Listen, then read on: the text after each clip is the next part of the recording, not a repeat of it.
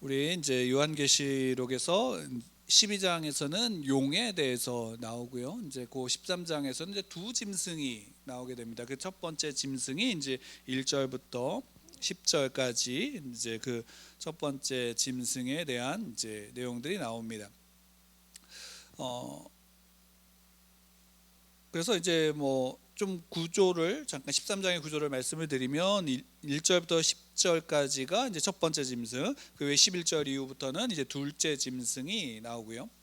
그다음에 이제 그 첫 번째 짐승 중에서도 1절부터 4절까지는 이제 그 첫 번째 짐승에 대한 등장과 그에 대한 어떤 소개를 어떤 특징이 있는지에 대한 부분들을 이야기를 하고 5절부터 10절까지는 그럼 이 첫 번째 짐승이 하는 일이 뭔가, 나서 하는 일이 무엇인가에 대한 이제 내용이 담겨져 있습니다. 둘째 짐승도 이제 11절부터 18절까지 이제 나오는데 11절에는 이제 둘째 짐승이 등장했다라는 부분을 이야기를 하고 있고 12절부터 17절까지는 그럼 둘째 짐승은 어떤 일을 하는가에 대한 그 내용들이 담겨져 있습니다. 그리고 18절은 이제 어떤 분들 결론과 같이 이제 나오고 있고요. 그리고 이제 이게 두 짐승이, 그러니까 용이 내용이 끝나고 둘째 두 짐승이 이제 나오는 부분을 해서 이게 서로 그럼 나누어져 있는 내용이냐라고 한다면 그렇지가 않습니다. 그러니까 이 12장과 13장은 어떻게 본다면 우리가 좀 같이 함께 읽어야 되는 하나의 내용이고요. 근데 좀 시각적으로 본다면, 그러니까 시각적이란 부분이 이제 시간적인 부분으로 본다면 그 앞의 내용은 어떻게 본다면 재림 때에 예수님의 어떤 그 재림 때에 또는 이제 그 사건을 본다면 13장은 어떻게 본다면 오늘날 우리의 좀 현세적인 상황들을 좀 이야기한다라고 볼 수가 있습니다. 이제 그런 시각을 가지고 우리가 좀 함께 이 말씀을 좀 보면 좋을 것 같습니다. 이제 13장에 이제 두 짐승을 보기 전에 먼저 우리가 좀 봐야 되는 것이 12장 12장 17절의 내용입니다. 1장 그 12장 17절의 내용을 보게 되어지면 이제 용이 여자에게 분노하여 이제 여자의 남은 자손과 곧 하나님의 계명을 지키는 자들과 이제 싸우려고 한다라고 이제 바다 모래 위에 서 있더라라고 되어져 있는데, 이 부분이 그러니까 이제 번역에 따라서 이제 이 부분의 구절들이 17절과 18절로 나누어지는 번역이 있고요. 또는 이제 보통은 이렇게 그 하나로 뭉쳐지는, 이제 하나로 묶어서 이렇게 소개하는 구절들이 있습니다. 그래서 여러분 성경을 볼 때 이제 어떤 영어 성경이나 또는 이제 다른 우리가 잘 안 보지만 또 원어 성경 이런 것들을 볼 때는 또 나누어져 있는 부분들도 있기도 합니다. 그러니까 이게 뭐 잘못되었다라는 것이 아니라 또 어떻게 본다면 이것을 이제 번역하는 학자에 따라서 이 부분들을 좀 다르게 보기도 합니다. 근데 중요한 건 뭐냐면 그 17절의 그 마지막에 보면 용이 이제 바다 모래 위에 서 있더라라고 하는 그 장면으로 그 12장이 끝나게 되어지는데, 그 이후에 바로 뭐가 나오냐면 내가 보니 바다에서 한 짐승이 나오는데 라고도 시작되어져 있습니다. 그러니까 한 짐승이 나오는데 그 짐승이 어디로부터 나오냐요? 바다로부터 나오는 거예요. 그러니까 지금 그 12장의 그 용이 바다의 모래 위에 서 있는 모습과 이 한 짐승이 바다로부터 나오는 그 모습이 어떻게 되면 같이 겹쳐지고 있는 것이고, 이 바다가 그러면 어떤 거냐면 용이 서 있는 그 바다와 짐승이 나오는 바다는 서로 같은 바다인 거예요. 쉽게 말한다면. 그래서 이제 그 이어지는데, 그러면 왜 이것이 이어지는가라고 한다면 이 짐승의 권세가 어디로부터 오는가라는 거죠. 그 짐승의 권세가 어디로부터 오는가라는 부분은 2절에서 마지막에 보면 이제 용이 자기의 능력과 보좌와 큰 권세를 그에게 주었더라라고 하고 있는 거예요. 그러니까 이렇게 보시면 됩니다. 그러니까 지금 이 용이 여자의 후손 곧 하나님의 계명을 지키는 예수의 증거를 가진 자들과 더불어 싸우려고 모래 위에 서 있는데, 그 싸우는 게 이제 용이 싸우는 게 아니라 너가 대신 나가라고 하는 이제 한 짐승이 나오는 거예요. 그러니까 그리고 이 짐승, 그러니까 두 짐승은 어떻게 본다면 용하고 어떻게 보면 하나인 존재인 거죠. 그러니까 마치 어떤 모습이냐면 이제 우리가 하나님께서 세상을 창조하시고 하나님의 형상과 모양으로 누구를 창조하셨어요? 사람을 창조하셨죠. 그리고 그 사람을 하나님의 형상과 모양으로 창조하셔서 그 사람이 어떤 존재가 되냐면 하나님의 통치에 대한 대리자가 되는 거죠. 그죠? 그러니까 마찬가지로 이 용이 그 용의 모습과 그 용의 형상이 있는 이 짐승을 통해서 어떻게 되면 하나님의 교회, 하나님의 백성들을 대적하게 하는 존재가 되어지는 거예요. 그래서 2절에 그렇게 나와 있고 또 4절에서 보면 이제 함께 좀 읽을까요? 4절 함께 읽겠습니다. 시작. 용이 짐승에게 권세를 주므로 용에게 경배하며 짐승에게 경배하여 이르되 누가 이 짐승과 같으냐 누가 능히 이와 더불어 싸우리오 하더라. 그러니까 지금 이 짐승을 경배하는 건데 4절의 내용은 이 짐승을 경배하는 건데 그 경배가 누구에게 향하고 있는 거예요? 용에게 향하고 있다. 왜? 이 권세가 어디로부터 오는 거냐면 용으로부터 오는 것이다 라고 이제 하나로 보고 있는 것입니다. 그래서 그럼 이 짐승, 첫 번째 짐승은 그러면 뭐냐? 첫 번째 짐승을 이제 소개하는데 바다에서 이제 나온다라고 표현하고 있죠. 바다에서 나온다라는 것이 어떤 의미냐라고 한다면 우리가 이제 무엇과 좀 연관을 시키면 좋냐면 그러니까 하나님이 창조를 하시기 전에, 그러니까 창세기 1장에서 보면 하나님이 태초에 하나님이 천지를 창조하시니라 라고 나오면서 그 후에 하나님의 신이 수면 위에 운행하시더라 라고 나와 있죠. 그러니까 창조가 어떻게 본다면 단순하게 무에서 유의 창조, 어떤 물질적인 창조 이전에 무엇이 어떤 창조의 본질인가 라고 했을 때 아무것도 혼돈과 공허라고 할 수 있는 무질서 속에서 하나님의 질서가 세워지는 것이 성경에서 이야기하는 창조라고 볼 때 그 바다라고 하는 존재 안에는 뭐가 있냐면 그 혼돈, 무질서를 어떻게 하냐면 하나님께서 세우신 그 질서 속에서 바다로부터 나온다라는 것이 그럼 어떤 거예요? 그 하나님의 질서를 흐트르는 무질서가 이 짐승으로부터 나온다라는 사실을 거기에서 그러니까 바다에서 올라온다라는 것으로 표현하고 있는 겁니다. 이게 왜 이제 그렇게 이야기를 하냐면 그 성경에서 본다면 이제 창세기나 또는 시편 104편에서 이제 짐승을 이야기할 때는 보통은 이제 중립적인 부분으로 이야기할 때가 또 있지만 또 한편으로는 뭐 다니엘서 선지서라든가 뭐 이사야서나 이런 선지서를 통해서 볼 때 또는 지혜서를 통해서 볼 때는 이 짐승이 어떻게 하냐면 굉장히 폭력적인 존재로서 상징적으로 표현되어지기도 합니다. 근데 지금 요한은 이 요한계시록에서 나오는 이 짐승은 어떤 거냐면 그 13장에 특별히 이 짐승에 대해서는 하나님을 대적하는 존재로서의 짐승으로서 이제 보여주고 있죠. 그러니까 이게 그럼 이런 거예요. 그러면 이 짐승이 무엇인가라고 할 때 구약에서 우리가 보통 이제 그 레비아탄이라고 하는 용어로 이렇게 좀 알고 있는데 그 짐승이 이제 어떤 존재냐면 하나님의 창조 다섯째 날에 그 바다에서 이제 바다에 갇혀진 존재로서 그러니까 하나님의 질서로부터 그 묶임받은 존재로서 그 레비아탄 그 짐승을 표현하는데 그 짐승이 바다로부터 다시 올라온다라는 것은 그럼 그 하나님의 질서를 어떻게 하고 있는 거예요? 깨버리는 존재로서 드러내고 있는 거예요. 그러니까 그 하나님이 세우신 질서를 깨트리기 위해서 나온다라는 것은 결국 뭐냐면 누구를 대적하는 거예요? 하나님을 대적하는 거죠. 그러니까 용이 그 한 여인으로부터 나오는 아이를 잡아먹기 위해서 그 해산하는 그때 앞에 기다리고 있다가 하늘로 올라간 아이를 그 남자를 쫓아가서 하늘에서 어떻게 됐어요? 전쟁에서 패했죠. 미가엘을 통해서 대신해서 싸운 전쟁에서 패해서 쫓겨났는데 쫓겨난 그 용이 이제 여자의 후손과 또 그 하나님의 계명을 지키는 자들, 그 예수 그리스도의 증거를 가진 자들로부터 싸우려고 할 때 그 짐승이 그 하나님의 사람, 하나님의 백성들, 하나님의 교회를 대적하는 존재로 그 무질서를 가지고 세상 가운데 나오는 거예요. 그러니까 여러분, 우리가 기독교 안에서 신앙을 지킨다, 그러니까 성경 안에서 믿음을 지킨다라는 것은 왜 구약에서부터 계명이라는 것을 통해서 말씀이라고 얘기를 할까요? 하나님의 말씀이 계명을 통해서 주어졌죠.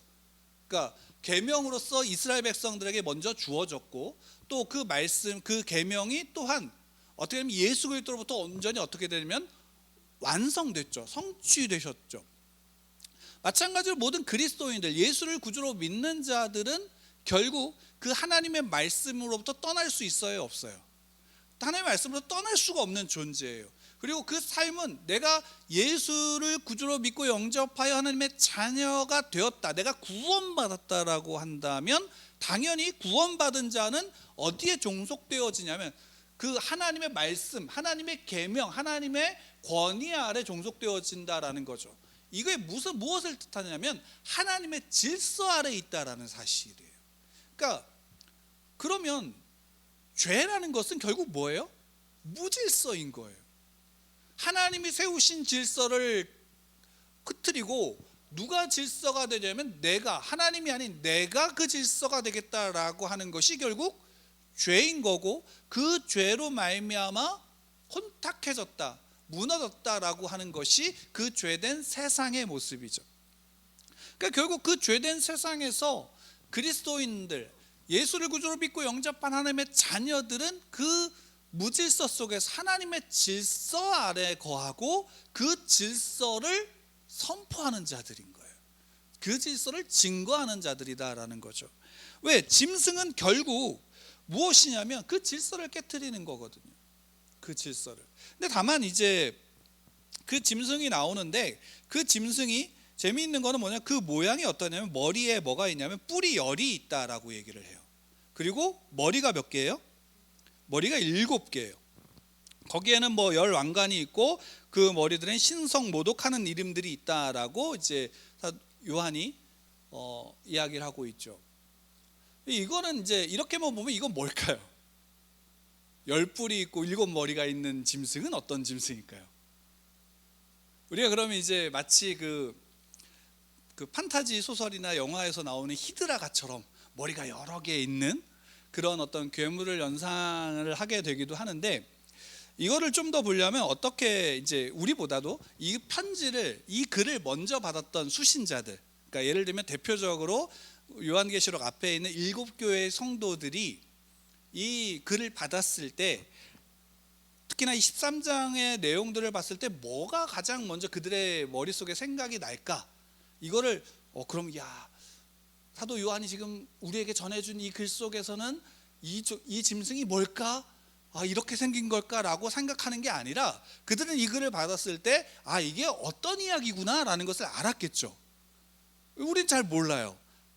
그러면 그들이 받았을 때 첫 번째로 뭘 느꼈을까, 뭘 알았을까, 이들이 알고 있는 게 뭘까라는 부분이 중요한 거죠. 그러면 이것을 다른 데서 찾는 게 아니라 우리는 성경에서 찾아보면 다니엘서 7장에 이 내용이 나와요.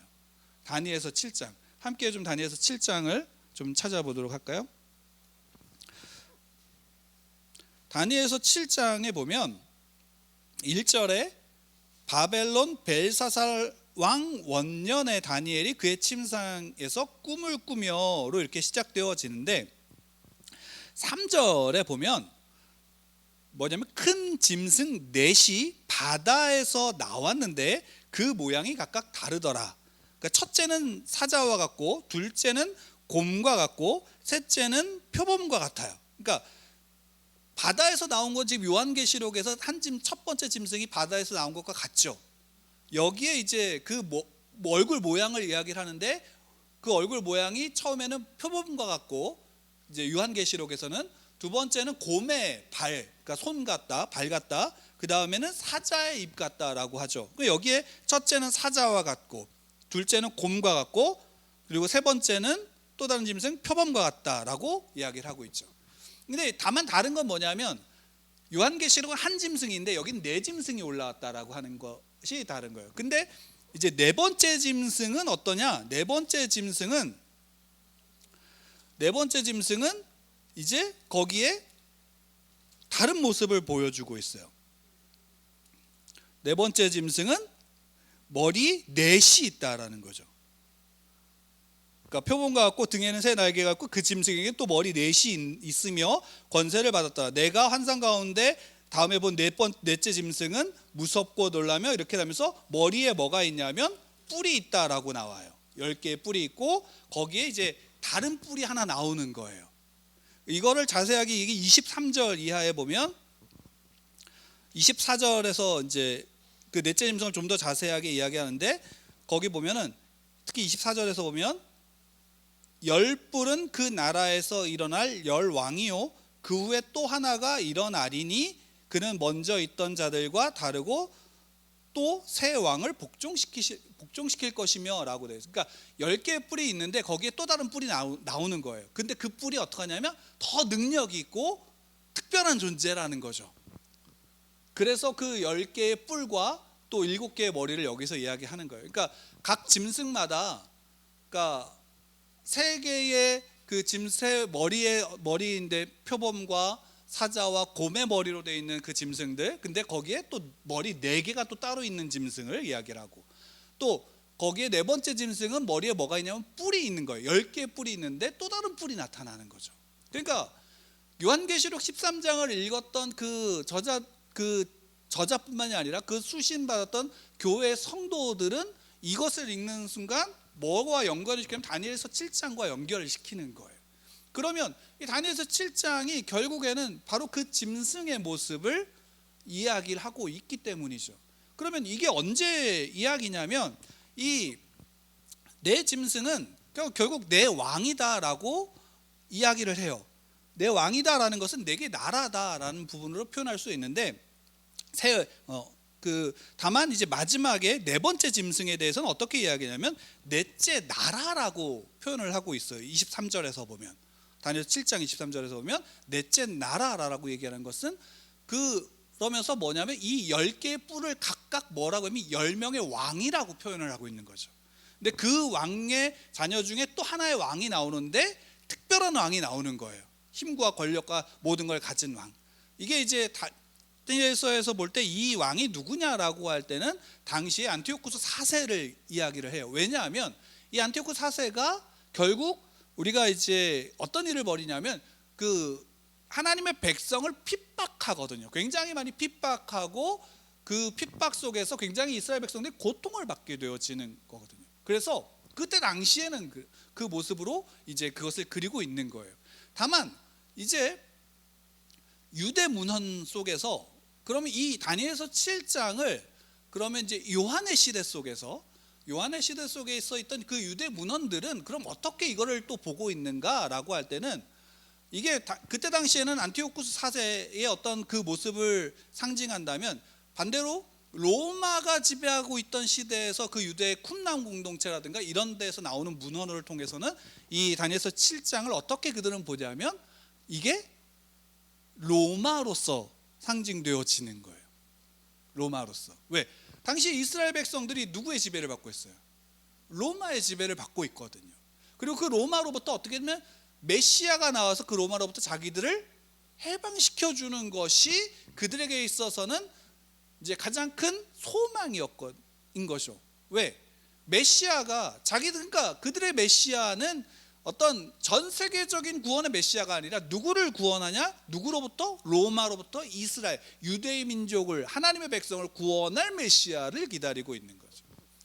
그들에게 있어서는. 그래서 그때 당시에 그들의 주적이라고 할 수 있는 로마의 이 본문을 빗대고 있는 거예요. 다만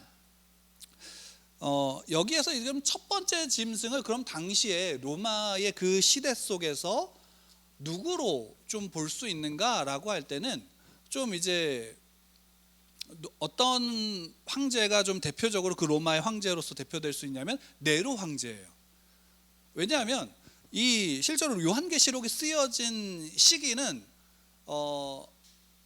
그 AD 한 90년에서 한 100년 요 사이라고 보통은 이제 생각을 하는데 이 네로 황제가 살았던 시기는 그보다 30년 정도 앞이에요. 그러니까 AD 한 60년 정도 전이거든요. 그러면 이 시대 때는 도미티안 황제라든가 이런 황제가 또 핍박을 하고 있는 상태임에도 불구하고 왜 첫 번째 짐승을 네로 황제로서 좀 생각을 하냐면 이 네로 황제부터 기독교에 대한 핍박이 시작되어졌기 때문에 그 상징성이 있는 거예요. 그래서 이 하나님의 교회를 핍박하는 존재로서의 황제가 누구냐? 네로다라고 해서 그 시대 때 네로 황제를 이제 어떤 핍박에 대한 상징으로, 어떤 짐승, 하나님의 교회를 대적하는 존재의 상징으로서 이제 보게 되어지는 거죠.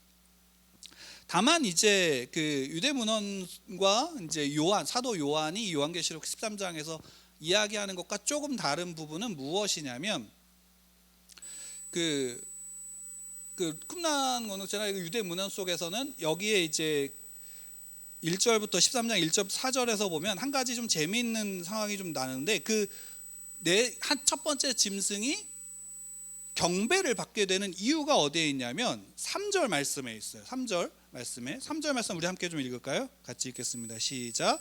그의 머리 하나가 상하여 죽게 된 것 같더니 그 죽게 되었던 상처가 나음에 온 땅이 놀랍게 여겨 짐승을 따르고. 그러니까 지금 머리가 7인데 그 머리 하나가 어떻게 보면 굉장히 다친 거예요.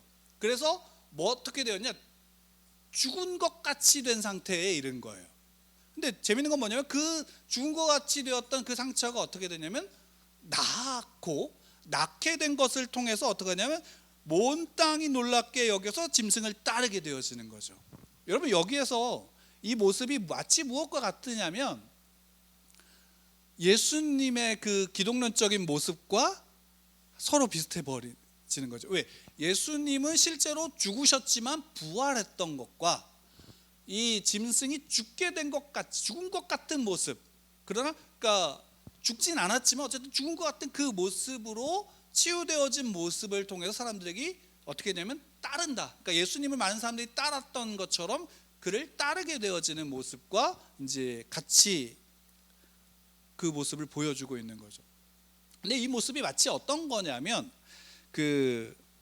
조금 이제 나간다면 당시 그 네로가 60년까지 살았는데 그 60년 정도쯤에 네로가 죽었다라고 할 때 그 네로가 죽은 다음에 어떻게 죽었는지 정확하게 몰라요. 왜냐하면 그 부하들로부터 어떻게 되냐면 네로가 쫓겨나서 귀향을 가게 되어지는데 그 귀향을 간 네로를 그 부하들 쫓아낸 그 부하들이, 배반한 부하들이 두려우니까 어떻게 되면 죽이려고 자객을 보냈는지 아니면 뭐 자연사를 했는지 모르지만 어쨌든 이 네로가 귀향을 간 거예요. 근데 그때 당시에 그 유대 문헌 중에서 신탁의 내용이 있었어요. 11의 신탁이라고 하는데 그 신탁에 어떤 거가 있냐면 네로가 파르티아 제국의 군사들을 데리고 다시금 돌아와서 자기를 배반한 로마를 어떻게 해요? 멸망시킬 것이다 라는 이제 신탁의 내용이 있어요. 근데 실제로 일어난 건 아니고 어떤 상상 속에서 그런 이야기가 전해지는데, 아까 그 유대 문헌과 요한이 지금 요한계시록이 이야기하는 것과 좀 차이가 여기에 있어요. 그러니까 여러분, 유대인들 당시 유대 문헌 속에서 유대인들의 소망은 누구로부터 해방이냐면 로마가 무너지는 게 좋은 거죠. 그러니까 네로가 다시 돌아와서 로마를 무너뜨리는 건 그들에게 어떤 일이에요? 좋은 일인 거예요. 근데 그러면 그것이 당시의 기독교인들, 예수를 그리스도로 믿고 영접했던 기독교인들에게는 어떨까요? 그게 좋은 일일까요? 아닐까요? 왜냐하면 네로는 지금 어디를 가장 핍박하고 있는 거예요? 교회의 대적자죠. 하나님의 대적자인 거예요. 그가 돌아오는 게 중요한 게 아니에요. 실제로 여기에서 그 짐승이 죽은 것 같이 되어서 다시 살아난 그 모습 때문에 많은 사람들이 따라고 환호하지만 결국 그의 머릿속에 이름마다는 뭐가 담겨져 있냐면 모독하는 이름이 담겨져 있는 거예요. 누구를? 하나님을 모독하는 이름이 담겨져 있는 거예요. 근데 실제로 여러분 한번 보세요. 우리가 예수를 믿고 하나님의 자녀가 되었다라고 하지만 실제로 우리가 환호하고 있는 건 어떤 거예요? 오늘날 이 시대도 마찬가지겠죠. 오늘날 우리 이 시대도 실제로 우리가 환호하는 것은 그들의 본질은 하나님을 모독하는 것임에도 불구하고 그것이 좋아 보인다, 그것이 마치 성공적인 어떤 삶을 상징한다면 많은 믿는 자들도 그것을 쫓아가요, 안 쫓아가요? 쫓아가려고 하고 있는 거죠.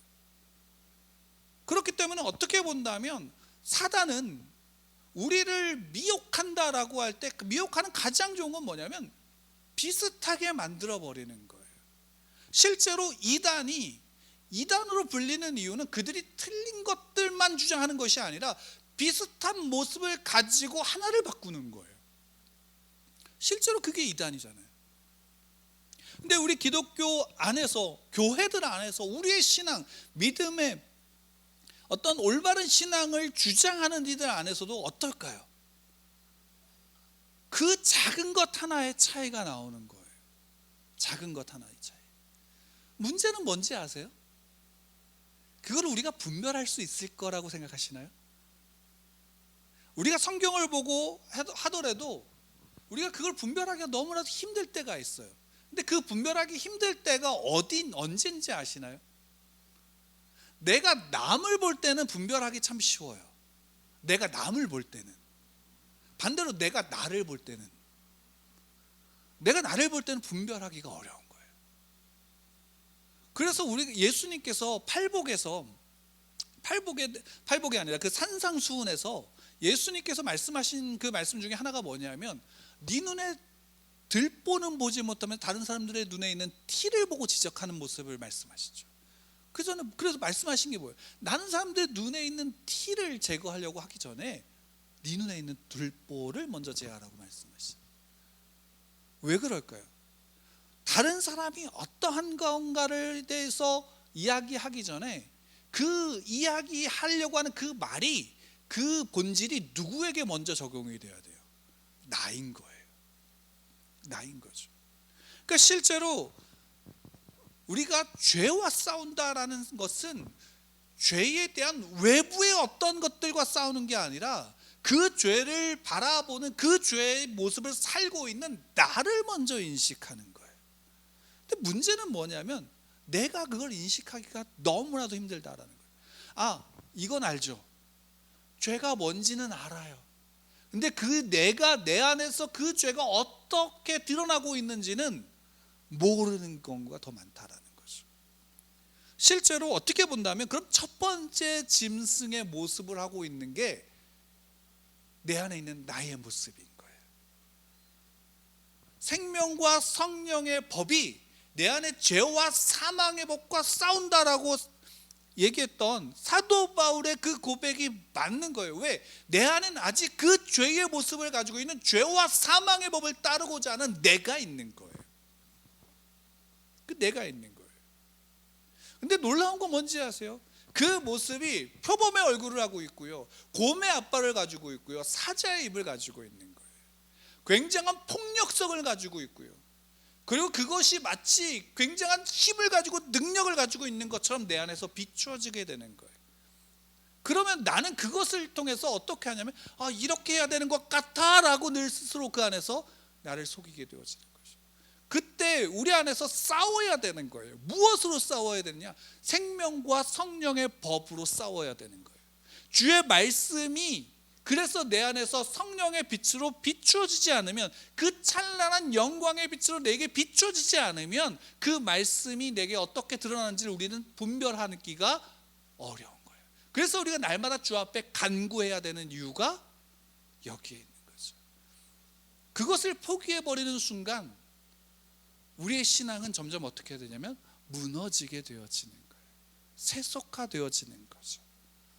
중요한 것은 뭘까요? 내 모습인 거예요.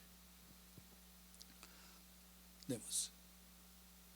4절에 그래서 용이 짐승에게 권세를 주므로 용에게 경배하여 짐승에게 경배하여 이르되 누가 이 짐승과 같으냐, 누가 능히 이와 더불어 싸우리요 하더라. 짐승의 모습을 우리에게 보여주고 있는 거죠. 세상에서 볼 때에, 세상 사람들이 볼 때에, 믿지 않는 자들이 볼 때에는 어떻게 해요? 더 그럴싸한 거죠. 더 환호할 만한 거죠. 더 능력이 있어 보이는 거죠. 예수님께서 세 가지 시험을 그 광야에서 받으실 때에 그 모습과 한번 비교해 보세요. 굶는 것과 돌을 떡덩이로 만드는 것과 어떤 것이 사람들에게 더 환호할 만한 일일까요? 높은 성전에서 떨어지는데 그 발을 받치고 그 발을 천사들이 와서 받쳐서 그 몸이 하나도 상하지 않는 모습을 보이는 것과 그냥 그 속에서 사단에게 하나님의 말씀으로 싸워서 이긴 것과 무엇이 더 사람들을 환호하게 만들까요? 그렇죠? 온 천하 만물을 보여주면서 이것을 다 너에게 주겠다라고 하는 사단의 외침 속에서, 유혹 속에서 단 하나 사단이 요구했죠. 절 한번 해.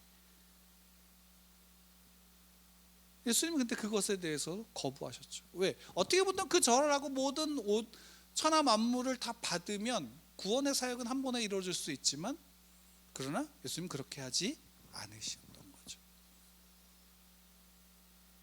그리고 그 하셨던 발걸음은 이사야 선지자가 이야기한 것처럼 세상 죄를 지고 하는 그냥 어린 양일 뿐이죠. 흠모할 만한 어떤 모습도 없는 모양일 뿐이죠.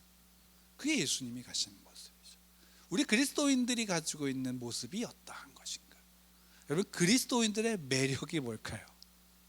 저 개인적으로 그리스도인들은, 기독교인들은 매력이 있어야 된다고 생각하는데, 기독교인들의 매력이 뭘까요? 기독교인들의 매력은 다른 데 있지 않습니다.